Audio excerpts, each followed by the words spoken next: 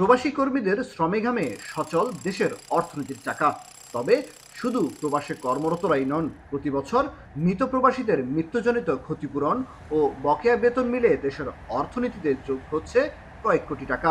গেল এক বছরে শুধু সংযুক্ত আরব আমিরাতে বসবাসরত প্রবাসী কর্মীর বকেয়া বেতন ও মৃত্যুজনিত ক্ষতিপূরণ আদায় হয়েছে 37,35,00,000 টাকা। আবুধাবির বাংলাদেশ দূতাবাস ও দুবাই বাংলাদেশ কনসুলেট জানায়, আমিরাতে প্রতি বছর বেশ কিছু প্রবাসী কর্মী সড়ক দুর্ঘটনায় কিংবা কর্মস্থলে কারো দ্বারা আক্রান্ত হয়ে নিহত হন। তাদের পরিবারকে আইনি সহায়তা ও ক্ষতিপূরণ আদায়ে সহযোগিতা প্রদান করে বাংলাদেশ মিশন। এসব ক্ষেত্রে ওয়েজ আর্নার্স কল্যাণ বোর্ডের মধ্যস্থতায় মৃত প্রবাসীর পরিবারের পাওয়ার অফ অ্যাটর্নি চলে যায় বাংলাদেশ মিশনের আওতায়। পাওয়ার অফ অ্যাটর্নি পাওয়ার পর শ্রমকল্যাণ উইং আইনজীবী নিয়োগের মাধ্যমে মামলার আইনি প্রক্রিয়া সম্পন্ন করে। ক্ষতিপূরণ আদায় হলে সেই অর্থ হস্তান্তর করা হয় মৃত প্রবাসী কর্মীর পরিবারের কাছে।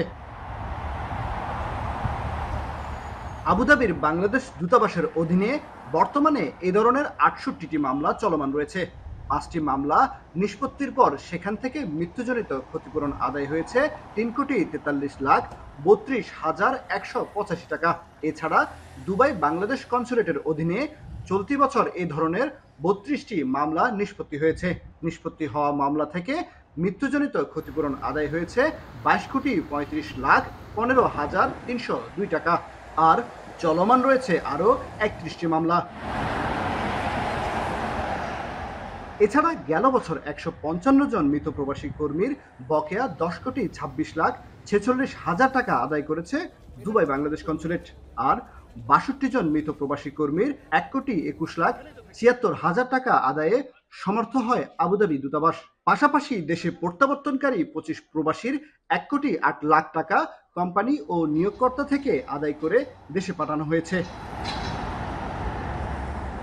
বাংলাদেশ মিশন জানায়, কোনো প্রবাসী কর্মীর মরদেহ দেশে প্রেরণের ছাড়পত্র প্রদানের সময় ওই কর্মীর পাওনা সম্পর্কে নিশ্চিত হয় সংশ্লিষ্ট প্রতিষ্ঠান।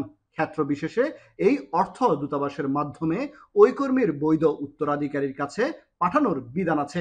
ক্ষতিপূরণের পরিমাণ ও আদায়ের সময় নির্ভর করে স্থানীয় আদালতের রায়ের উপর। কামরুল হাসান জনি, এখন সংযুক্ত আরব আমিরাত।